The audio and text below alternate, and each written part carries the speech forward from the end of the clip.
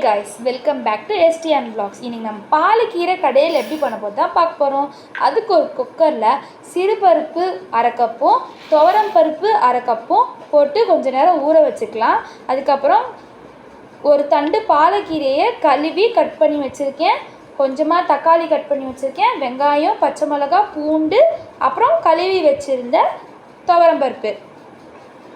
கொஞ்ச நேரம் ஊறினாலே தெரியும், அந்த சின்ன பருப்பு எல்லாமே பெருசாக மாறிடும்.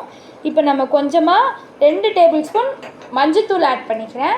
அப்புறம் நம்ம கட் பண்ணி வச்சுருந்த வெங்காயம், பூண்டு, பச்சை மிளகா, தக்காளி எல்லாமே அதில் ஆட் பண்ணிக்கலாம். உங்களுக்கு தேவையான அளவுக்கு நீங்கள் கூட போட்டுக்கலாம். பச்சை மிளகா, சீரகமும் ஆட் பண்ணிக்கலாம் நடுவில்.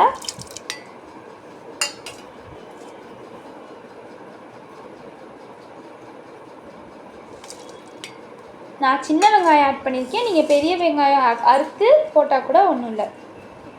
இப்போ நம்ம கட் பண்ணி வச்சுருந்த பாலக்கீரையும் ஆட் பண்ணிக்கலாம். இப்போ நம்ம பாலக்கீரை ஆட் பண்ணியாச்சு. 4 விசில் போட்டு எடுத்துடலாம். பாலக்கீரை ரொம்ப நல்லது. அயன் டிஃபிஷியன்சி இருக்கிறவங்களும் அயன்காண்டி இதை சாப்பிட்லாம். ரொம்ப ரொம்ப நல்லது. ஒரு கிளாஸ் தண்ணி ஊற்றி நம்ம மூடி போட்டு 4 விசில் விட்டு எடுத்துக்கலாம். இப்போ கீரை தண்ணி விடும், அதனால் நம்ம ஒரு கிளாஸ் தண்ணி மட்டும் போட்டால் போதும். பொரியல் செஞ்சு தரதுக்கு பதிலாக இது மாதிரி கடையில் செஞ்சு தந்தீங்கன்னா, சாப்பாட்டில் பிசைஞ்சு கொடுத்தீங்கன்னா குழந்தைங்க ரொம்பவும் விரும்பி சாப்பிடுவாங்க. இப்போ நம்ம 4 விசில் விட்டாச்சு. அதை எடுத்து நம்ம கடைஞ்சி சைடில் வச்சுக்கலாம்.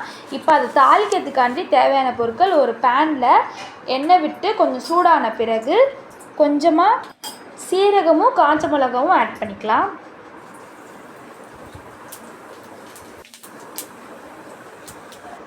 இப்போ நம்ம கடைஞ்சி வச்சுருந்த பாலக்கீரை எடுத்து அதில் ஆட் பண்ணிக்கலாம்.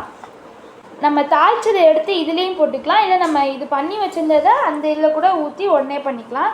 இப்போ கொஞ்சமாக பெருங்காயத்தூள் ஆட் பண்ணிக்கலாம். இப்போ நம்ம தேவையான உப்பு கொஞ்சம் போட்டுக்கலாம். இப்போ நம்ம ஸ்டவ்வில் வச்சு கொஞ்சம் நேரம் மிக்ஸ் பண்ணிட்டு ஆஃப் பண்ணிடலாம். இப்போ கொதி வந்தோடனே நம்ம இறக்கிடலாம். நீங்கள் வேணால் வீட்டில் செஞ்சு பார்த்துட்டு கமெண்ட் பண்ணுங்கள் எப்படி இருக்குன்ட்டு. சப்ஸ்கிரைப் பண்ணுங்கள், லைக் பண்ணுங்கள், ஷேர் பண்ணுங்கள். நெக்ஸ்ட் வீடியோவில் பார்க்கலாம்.